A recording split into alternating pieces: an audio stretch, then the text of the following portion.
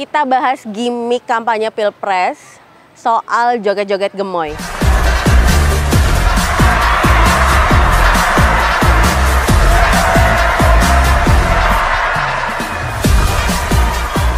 Mau jadi presiden, kok cuma bisa joget-joget doang? Kenapa nggak sekalian masuk gorong-gorong aja? Bersumber dari Tempo, hanya bermodal joget-joget gemoy, membuat elektabilitas Prabowo Gibran stagnan, tidak mampu naik lagi. Jadi gue ketemu lah sama orang dekat salah satu menteri ya. Nah, si menteri ini pernah dipanggil sama Jokowi.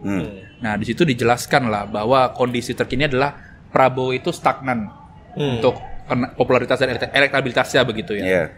Yang cenderung menurun adalah Ganjar Mahfud. Tapi yang akan terus naik itu adalah, akan titik ketemu adalah Anies. Nah, inilah fenomena yang sebenarnya terjadi di masyarakat. Masyarakat modern memilih calon pemimpin dengan melihat rekam jejak masa lalu calonnya.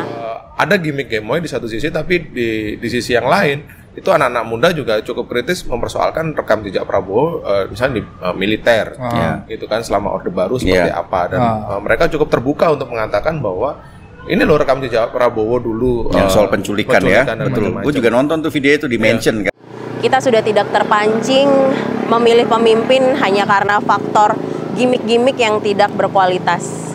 Itu kan juga termasuk si Gibran juga kan, disorot juga sama anak muda. Gibrannya tidak merepresentasikan kalangan anak muda begitu. Kandidat yang dibilang muda tapi tidak mampu merepresentasikan kalangan muda. Tidak datang undangan debat. Semakin banyak loh anak muda yang kritis gitu kan. Ya, itu. Kita yang muda seharusnya terbiasa untuk menyampaikan gagasan di hadapan publik.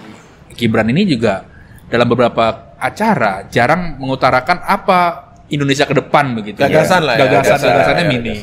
Kita yang muda seharusnya terbiasa berdebat, bertukar pikiran. Padahal anak muda kan dididik untuk belajar gitu kan. Ya, karena kita juga melihat sejak awal ya, mulai dari MK gitu, ada semacam keistimewaan yang diberikan, dan sebenarnya jauh sebelum itu pun juga. Sekali lagi, kita yang muda harus terbiasa berdiri di kaki sendiri dan bukan di kaki orang tua ataupun paman. Dengar-dengar pembangunan di Solo karena baik dibantu pusat. Kalau baik dibantu pusat, apa prestasinya ya?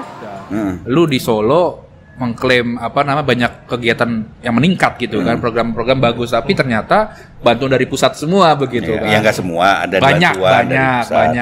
Ketika dia menjadi wali kota pun udah pernah lu jelaskan tuh. Iya, udah pernah jelasin ya soal calon yang boneka yang lain-lain disiapin gitu loh.